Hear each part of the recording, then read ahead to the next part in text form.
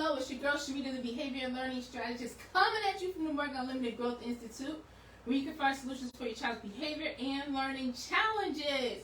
I got a good one for y'all today. I'm just getting all caught up. I'm getting all caught up here. I'm actually making sure that I can see you while we are rocking and rolling. I got a good one for you today. It's focused on helping our children go after that A. Teach your child to go after that A, honey. So I want to talk about that today. I'm very excited because I have some thoughts about it, and I know a lot of people may think differently, that we shouldn't push our kids to go after an A. And I've heard many times over the years when I was doing my free consultations with moms, and I asked, well, what do you want your child to accomplish? They say, I don't need them to get an A. If they can at least get a C, you know what I mean? At least get a C. So we're pushing for high standards here, and part of that is changing our mindsets and teaching ourselves and teaching our children to go after an A, because an A is nothing but the right answer over and over and over again. And we teach our children to get into that mindset. They will accomplish A's, okay? Now, I want to tell you that over the past 2 weeks, my students in my tutoring coaching program have been doing math exclusively. We were doing math for 2 weeks. First, we worked on that foundation, and then the second week, we worked on their grade level and above, okay? And then now we're going to do 2 weeks of literacy, okay? So during that 2 weeks, I gave my students quizzes on what they learned. And the process, right, for their quiz, right, they take the quiz, and whatever their score is, if it's not 100, we practice, we study, we do study groups, they get coached by me, and then they retake the quiz. And I told them, your job is to beat your last score, and you're going to keep going until you get 100, right? So I want to pause for a second. For moms and dads who feel like we shouldn't pressure our kids to get 100, that's too much, you know what I mean, to get them to go after that A, I'm going to tell you right now, my students had no problem with it. They were excited to retake it. They were excited to study it and do the group study and figure out, where am I going wrong with this, or what mistake did I make, or what was I missing? What do I need to adjust? Okay, now I got it. Okay, I'm ready to take this quiz. They were excited to do it, and then they were even more excited when the next time they took the quiz, their score was higher than the previous time. So even kids, we had a couple that maybe got 50, right? The next time they took it, they got a 70. And then the next time they took it, they got a 90. And then they got 100, okay? So we have 13 students, right? 13 students. And 11 of them were quizzed. 11 of them were quizzed.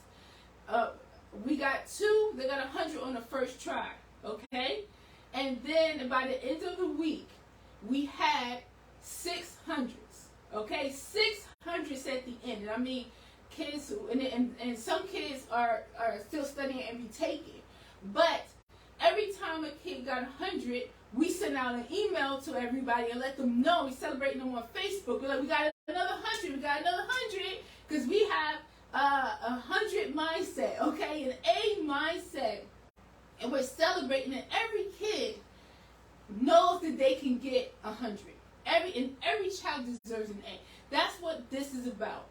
Every child deserves an A, okay? So I'm going to tell you a little bit about myself. Like I said, my name is Sharita Morgan, and I am a tutor and a coach at the same time. I'm more a coach than a tutor because of the way that I teach, okay? I've been working with kids since I was a kid, really. I'm the oldest of 7 children. And then I went to school for social work. I got a bachelor's in social work. I became a mental health specialist. I help kids improve their behavior and their social skills and their focus, but I noticed that something was missing, that they still acted out when it was time for them to do their homework or do their work in school, because they were functioning below grade level, and they felt bad, and they were afraid of failing. They were tired of being a failure, so they would act out to avoid doing the work, or act out to avoid reading, act out to avoid this spelling test. You know what I mean? So I decided to go into teaching so that I can help kids improve their behavior and improve their grades at the same time. Teach them how to read, equip them with everything that's missing in their math foundation and literacy foundation so that they can function on or above grade level. In my tutoring coaching program, we got kids who are in special education, who transition out of special education to just having a resource pull-out teacher like I eventually was, and then eventually not even needing that, and getting hundreds and 90s on their tests and their quizzes, okay? We have one student where we're talking with the school and also with mom, because mom's ready for her next year to not need any supports. So what we do is we improve our kids' behavior and learning from home so that they can function independently in the classroom and be a success in the classroom and in life, okay? So I'm really excited about this because I love helping kids get to a point where they not only want to achieve an A, but they believe they can achieve it, okay? That's my passion. And when they get excited about going after that A, I just step on back because, you know, it's going by itself, okay? All right, so I have a couple of tips, some of the tips that I use to teach children to go after an A, okay? So that's number one is, before I get started, I always forget this part. If anybody have any questions for me, comments, okay? Comment, throw your question in the comment section. I'm looking at it right here. Okay, make sure you click share so that more moms and dads can learn how they teach their child to go after an A. If your child has been failing or getting D's and C's, and they don't think they can do better, okay, and they feel stuck, we're going to get them unstuck, okay? So click share on this, all right? And then also you can message us directly. You want to ask me questions, I want to be in for the Zoom after party, we'll send you the link. Send us a message, we'll send you the link, and then I can answer all your questions, any questions that you may have. All right? All right, let's do that, and that's free, okay? All right, are we ready? Let's do this like Brutus on this Saturday.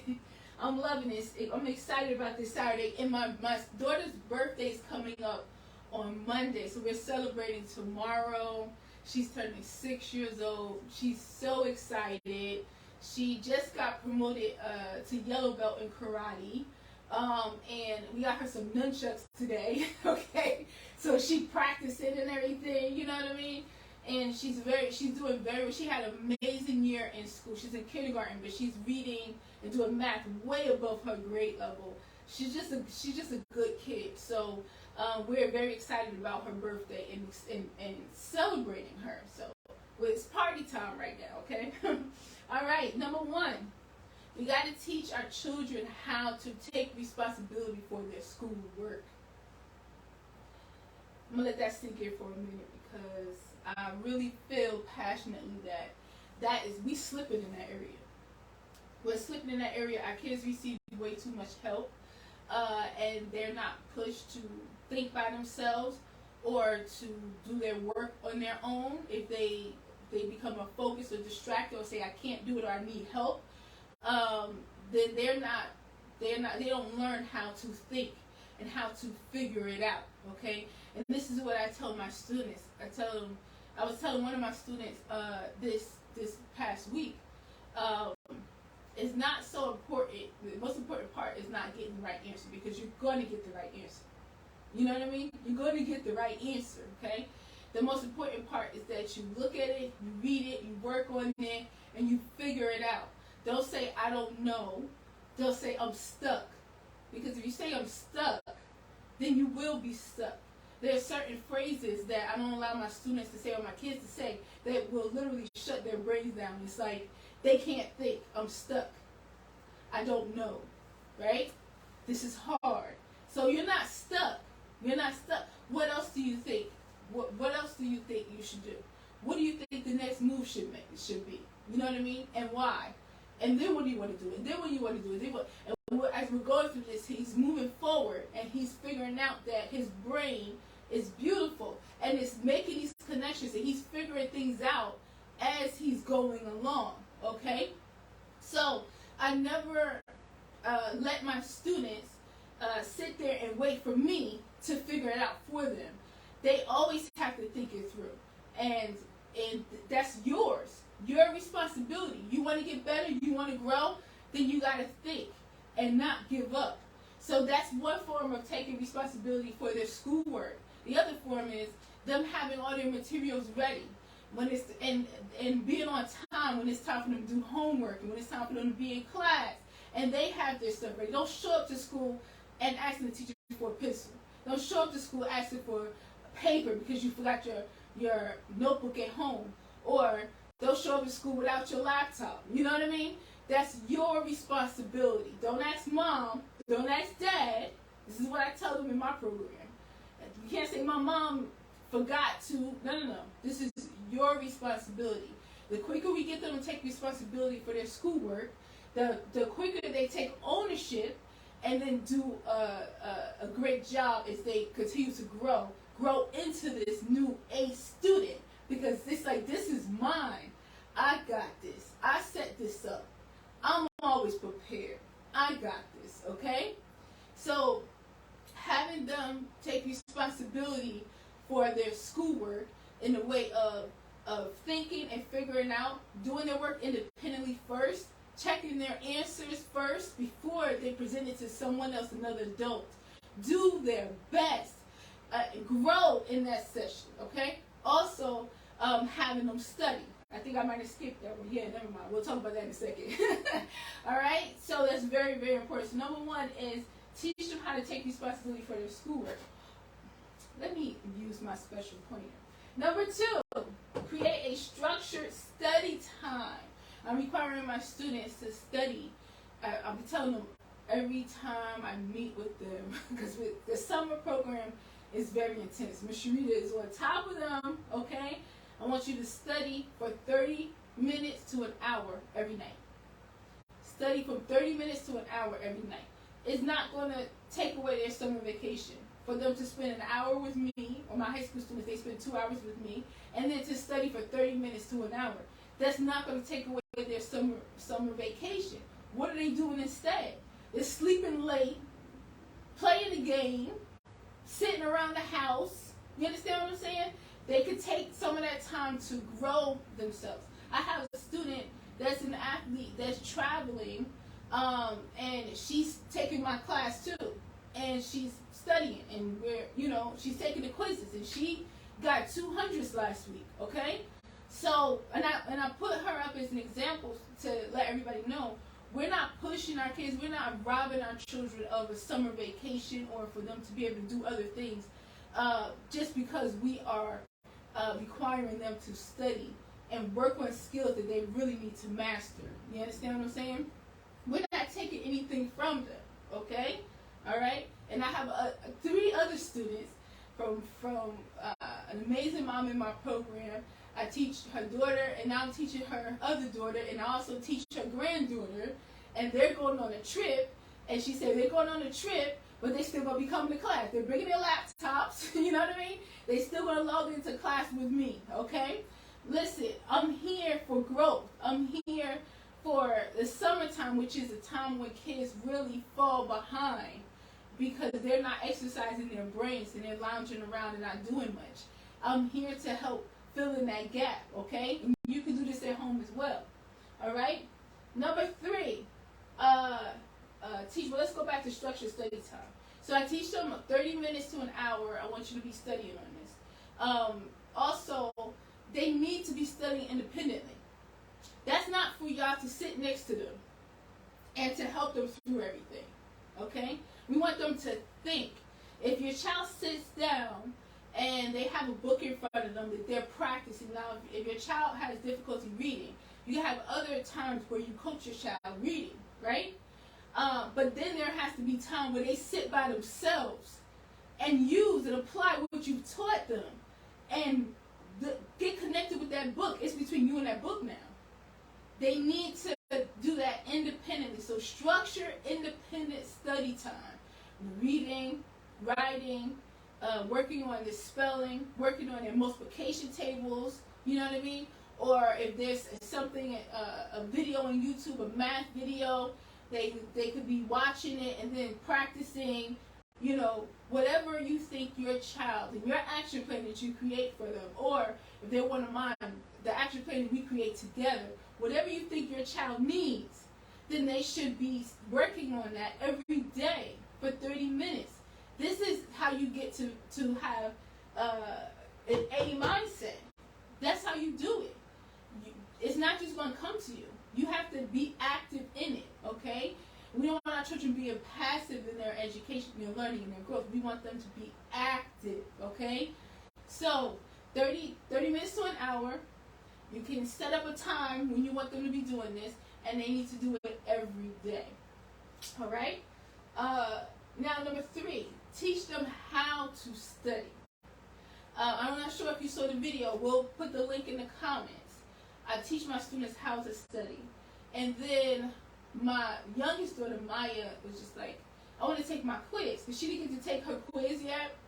She said, I want to take my quiz. And then she sat down and she pulled everything up. And I needed to help her get to Google Classroom and find where the quiz was. And then she said, I'm going to study first. So she pulled up the materials that I had in Google Classroom for studying. And she did all the study strategies that I've been teaching my students. And I was sitting back amazed. Like, she really paid attention. She did it independently. She was pausing the video to figure out the answer herself. And then she would click the video to see if she got the answer correct. She was taking notes. She was doing that. I was just like, look at my baby studying. At 5 years old. Look at my baby studying. She didn't need me. I just pulled out the camera to record her. But she didn't need me. She did that. She took the initiative and she did it on her own. And she grew in her understanding while she was working. That's what we want. We want our children to function independently. So we teach them what to do. We teach them how to study. We set up the environment and the structure, and schedule and study time. And we get them to do it. But then sometimes they may just take the initiative and just do it themselves. That's a bonus, okay? So we know she got that A mindset. All right, number 4. Teach your child to keep going until they get 100. All right, listen. If your child fails a test, let's say they had a spelling test and they failed it, okay? If they bought it from school or maybe you gave them one. We don't want them to accept that. When I was teaching in the classroom, and now also when I teach my students, when I tutor my students, whenever they had a quiz or a test with me, I corrected it and gave them their score immediately afterwards. Immediately, so they know. And if they didn't pass it, right, then that was a one-on-one conference. Because we're going to go over that test. We're going to see which ones we got right. We're going to say which ones we didn't get right. And we're going to see what happened. And a lot of times, kids can correct these mistakes themselves. And like, oh, I realized what I needed to do. I should have done this instead of this. And they're over there fixing it. You know what I mean? And they're grown, but they have to have the chance to look at it doesn't matter what the end result is. And what matters is that they took it, and then when they looked at it and saw, they were able to see their test and see the areas for improvement and work on them immediately. And then they get to retake it for a better result. Listen, teach our kids to work and grow in their understanding. Go at it again. See what the result is. Work, grow in their understanding again. Get at it again. See if they can beat. Because that's the goal. I tell you, your goal is to beat your last score. So if they got a 50, now your goal is to get higher than a 50. I didn't say 60. I didn't put a number. Higher than a 50. And then when they look at it again, they're like trying to make sure that they got higher than a 50. Oh, it's a 70 now. Oh, it's an 80 now. All right, let me see it again. Which ones did I? You understand what I'm saying? So teach them to keep going till they get 100s. Now, they may be able to do this in school. I know with my oldest daughter, she was using Canvas, and they had several tips in order to do their work, right? To improve their score. They let you do it, you know what I mean? They let you keep going. But let's say that didn't happen. Let's say in school, they took the test and that's it. The simple fact that they are at home, building up these test-taking strategies, looking at these questions more carefully, paying attention to detail, fixing their own mistakes, going after it again, means that when they get in school and they have a test to take, they'll be that much stronger in their test-taking skills. They'll be that much more focused, okay? They'll be more careful when they're doing it. They will read the questions more carefully. They will make sure that they have the right answer. Let's build this up. This needs practice, okay? So if they have one quiz or one test that they've done and taken over 3 times, every time they do it, they get better. Okay? You can teach your child how to become a master test taker. How about that? How about that? A master test taker, all right? So my students are not, what I work to do as soon as they come into my program is to teach them to not be afraid to take a risk, not be afraid of getting the answer wrong, okay? Because I don't want them to be unsure of themselves, and I don't want them to not say an answer because they're afraid it might not be right. Because whether it's right or wrong, you're that much closer because you're thinking. And, you know, I say the brain juices be flowing. That's what I be saying to them. You're thinking. And I could tell if they're thinking something but they're afraid to say it. You know what I mean? A lot of kids have this issue. Listen, we don't want them to be sitting here like they can't feel like they can, you know, give the answer because I'm scared it might be wrong. I'm scared I might mess up. I'll be like, mess it up. Mess it up. I mean, you know how many times I've messed up stuff in my life and then mastered it? I said, you know how many cakes I baked that were actually pancakes until I got to a really good cake made from scratch? You know how many times it was a pancake with no syrup? They start cracking up. Listen, okay? Mess it up. Mess it up and mess it up again. But every time you mess it up, you're that much closer to that 100. And you just keep going. Don't be afraid, okay? So teach them to keep going until they get to 100. And my students are very happy with their 100s. Some of them are like, they just excited about the 100, but a lot of them were like surprised that they were able to do it. I got 100? I did it? You understand what I'm saying? Let's give them that feeling. And they did it. I didn't do it. They did it. Because they allowed me to coach them, but they also had to be the one to study. They also had to be the one to work in the study groups during class.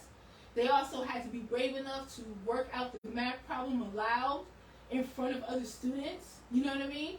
That's what we do. Okay? And I do that because I need to be able to see how they think when they're working on a math problem. I need to be able to see it. I need to understand why you put this number here and why you did this step and how'd you end up here. I need to be able to understand how they understand math. So everybody does it out loud, okay? So they've done the work to get to that 100. And if you can get 100 in my program, if you can get A's in my program, you can do it anywhere, okay? Because I'm tough. Number 5, test them frequently from home. Now, I know that there's a debate about testing. Like, in school, they test our kids too much. To me, I feel like instead of us complaining about how much they test in school, we should make sure our kids are equipped to take any test. So I just test them all the time, okay? I test my students all the time because I'm constantly assessing where they are, constantly assessing their understanding. Before I was using Google Classroom and having quizzes made up and put in Google Classroom, I assessed them all the time out loud and to see if they could master it. They were always being tested and always being assessed. Now they're completing the quiz, which will improve their test-taking skills in school. You know what I'm saying? But always be assessing. Always be testing. Always be letting them know at the end, you're good at this. You've done this. You're able to get here. This right here is what we're going to work on next time. This right here is what you need to master. When you master this, then you got the whole problem. They need to have customized studying and customized coaching so that they understand this is how I learned and this is how I understood the math problem. This is where I'm at. I'm going to get here, but this is where I'm working right now to get here. They need that, okay? So test them frequently at home. Test them so that they can go through that process, so they can develop that goal setting and goal hitting mentality, so that they can get used to taking tests.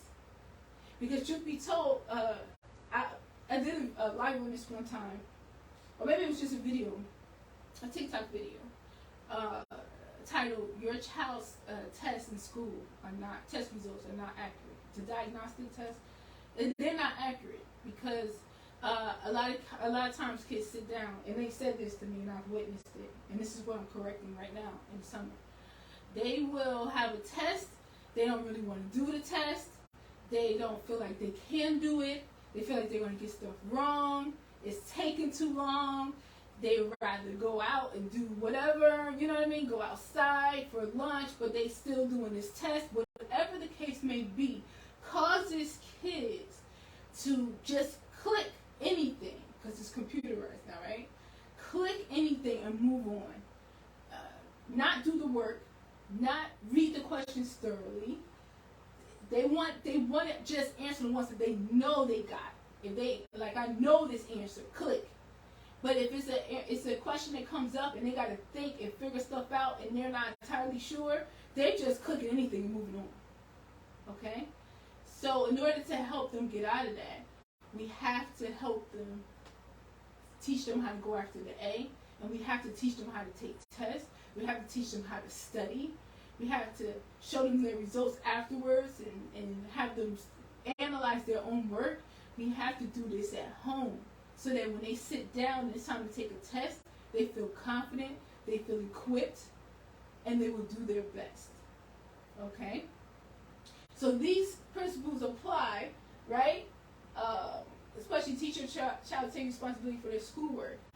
Missing homework assignments, missing classwork assignments, you know what I mean? They need that structured study time to be completing that work. We can't be like, okay, they, a week later we find out that they haven't been doing what they're supposed to do. Really, they should be sitting down for 30 minutes to an hour. And if they have classwork to do, or a project to do, or homework to do, that's your time. You understand what I'm saying? You should be doing this every single day. That's your time. And if they don't have anything to do coming up, you have your study time. You have your things that you are studying for your personal growth, right? All right? So these things right here, all of these tips should help your child start to develop an A mindset and be more equipped in school so that their grades improve and also their tests and quizzes, the scores on the tests and quizzes improve. I want your child to get an A. I want your child to have the feeling, the experience of getting everything correct and getting an A. And it doesn't matter if your child is used to failing. It doesn't matter. That's right now. That's temporary. We're going to create a new situation for you and your child to excellence in how to get there, okay? How to get there, all right? I love y'all so much. Thank you so much for hanging with me today. If you have any questions, put it in the comment section. We'll be back in touch with you. Also, you can send us a direct message. Also, I'm still accepting students from my summer program, okay? I have new students coming, actually, this week coming up. I'm still accepting students. We're focusing on literacy and math, but of course, focus and behavior, improving behavior, we do it all here. because we want our children to go to school equipped for success. Okay? All right? So for more information on that, send me a message or go to growthinstitute.mykajabi.com. That's GROWTH, because that's what we focus on here, institute.mykajabi.com. All right? I love y'all so much. Thank you so much for hanging with me today. And I'll see you next Saturday, 6:30 p.m. Eastern Standard Time. Believe in yourself, believe in your child, honey. And always remember that growth is unlimited. Peace.